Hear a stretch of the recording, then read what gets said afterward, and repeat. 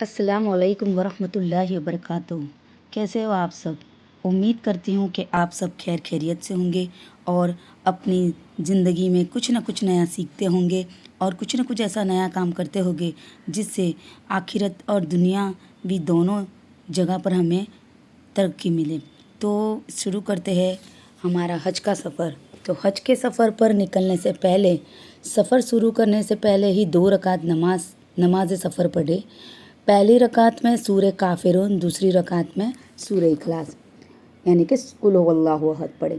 सदका दे दे सबसे पहले।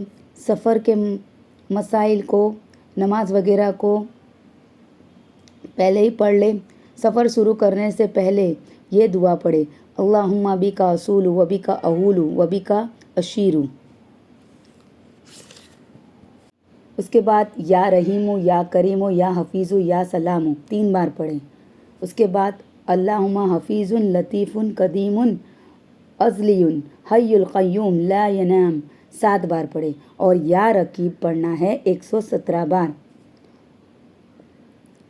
और 7 बार सामान पर बग़ैर रोशनी, बग़ैर इंक से उंगली से लिख दे, या रकीबू। अहलो अयाल घर वालों को गर्दन पर हाथ रखकर 70 मरतबा या रकीब पढ़े। वल्लाहु मिन वराइहिम मोहीज़ु, ये 7 बार पढ़कर सामान पर दम कर दे। बिस्मिल्लाहि व अतसमतु बिल्लाहि व तवक्कलतु अल्लाहि वला इलाहा इल्लल्लाहु वल्लाहु अकबर, ये भी पढ़ना है आपको। अच्छा जी, सफ़र की सारी दुआएं पढ़ ले। हम लोग भी पढ़ कर पहुँचे, लेकिन एक्चुअली हुआ क्या था कि हम लोग थोड़े से लेट हो गए थे और हमारे टूर के जितने भी मेंबर्स थे वो सब कुछ आ गए थे और हम लोग लास्ट में खड़े थे। हमें हमारी टिकट और वीज़ा हमें दिया गया। फिर हम अंदर गए, हमारा चेक इन हुआ, फिर सारा बैगेज हमने लोड कर दिया। उसके बाद हम लोग अंदर चले गए और फिर हमने वहाँ पर 2 रकात नमाज़ पढ़ी शुक्राने की। असर से पहले का टाइम था और उसके बाद असर का टाइम हो गया, तो असर की नमाज़ हमने अदा की और फिर एक जगह बैठकर हम तस्बीहात पढ़ने लगे। अल्लाह से खूब दुआ करें, क्योंकि हम अगर सफ़र में होते हैं ना तो हमें इतनी दुआ करनी है हर एक इंसान के लिए, हर बंदे ने जिसने हमको याद कराया है कि आप मेरे लिए दुआ करना, उन सब के लिए वहाँ बैठकर दुआ करनी है और हमारे लिए भी करनी है कि अल्लाह हमारा सफ़र आसान करे और हर काम आसानी से हो जाए।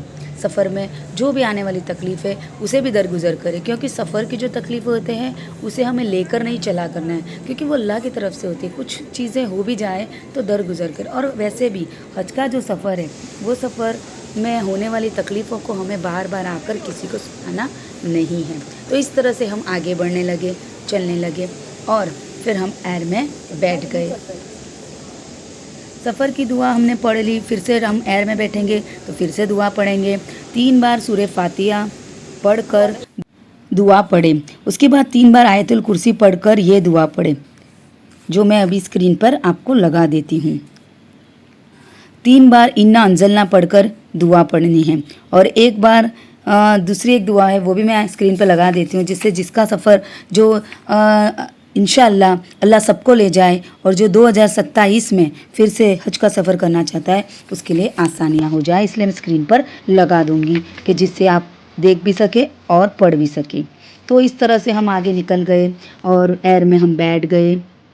अल्हम्दुलिल्लाह अल्हम्दुलिल्लाह, एयर में भी हमें आराम से अच्छी जगह मिल गई और हम अच्छे से पढ़ते पढ़ते हमने हज का सफ़र शुरू कर दिया।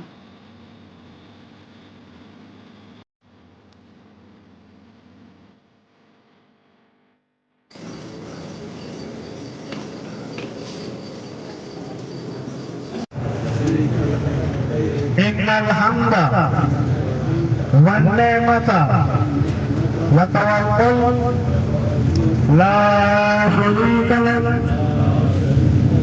labbaik allahumma labbaik labbaik la sharika lak labbaik innal hamda wan ni'mata lak wal mulk la sharika lak labbaik allahumma labbaik लब्बैक ला शरीक लक लब्बैक इन्नल हम्दा वन निअमता लक वल मुल्क ला शरीक लक लब्बैक। अच्छा जी, तो मेरा थोड़ा आवाज़ बैठा हुआ है इसलिए ऐसी आवाज़ आ रही है। आज थोड़ा गला ठीक नहीं है। तो ये हमारी होटल है मैरियट होटल, बहुत ही आला किस्म की होटल, इतनी अच्छी फैसिलिटी आप देख सकते हो। तो मैं आपको थोड़ा बता देती हूँ जिससे आपको भी आइडिया आ जाएगी। ये हमारी होटल है और हम आई थिंक 8th फ्लोर पे थे। बहुत ही अच्छी है होटल, बहुत ही अच्छी फैसिलिटी। क्योंकि मुझे यहाँ से ही इंडिया से ही मुझे थोड़ा पैर में स्वेलिंग हो गई थी, तो मैंने डेली वहाँ पर बर्फ़ मंगा कर पैरों पर बर्फ़ से स्वेलिंग को ये करा था। क्योंकि वो टाइम पे अजय तो हम लोग आए थे इसलिए कुछ था ही नहीं, तो फिर बर्फ़ से ही काम चलाना पड़ा था। अच्छा, ये जो था ये हमारा लंच डिनर ब्रेकफास्ट वाला एरिया था जो रिसेप्शन एरिया कहते हैं। वहाँ पर हमारे लिए रात को हम लोग 3 बजे आए थे। बहुत अच्छा हमारा मोस्ट वेलकम हुआ होटल की तरफ से। तो तब हमारे लिए यहाँ पर खाने का भी इंतज़ाम किया हुआ था। तो ये हमारा वो रात के टाइम का 3 बजे हम लोग आए थे। हम लोग ने थोड़ा ही खाया था, इतना कुछ नहीं खाया था क्योंकि नींद बहुत आ रही थी और थोड़ा सोकर हमें फिर पहला उम्रा भी करना था। तो मैंने थोड़ी-थोड़ी क्लिप्स ली है, बहुत ज़्यादा नहीं, क्योंकि मैं हज के सफ़र में थी तो मैंने ज़्यादा रिकॉर्डिंग नहीं की है। थोड़ी-थोड़ी ली है ताकि दूसरे आने वालों को भी आइडिया हो जाए। और अगर हम किसी को थोड़ी भी इन्फॉर्मेशन देते हैं तो वो भी सदका जारिया होता है। किसी को अगर वो हमारी इन्फॉर्मेशन से कोई फ़ायदा मिले और उसके काम अच्छे से हो जाए तो ये भी एक नेकी का ज़रिया है। तो ये इस तरह से हमारा बुफ़े था और ये बहुत ही अच्छा बुफ़े होता था। यहाँ पर सारे फ्रूट्स और ड्रिंक्स रखे होते थे। अच्छा जी, तो फिर थोड़ा-सा रूम टूर दे देते हैं कि कैसा रूम था। 4 जन का रूम था। ये बहुत ही अच्छी उम्दा किस्म की मुझे पेंटिंग लगी थी। मैंने इसे थोड़ा अपने कैमरे में कैप्चर कर लिया था। इस तरीके से कपबोर्ड दिए गए थे 2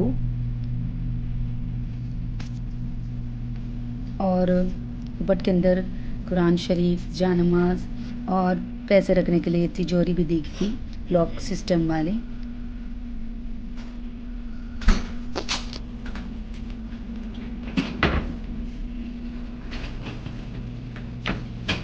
ये कॉफ़ी और टी आप रूम में ही बना लो।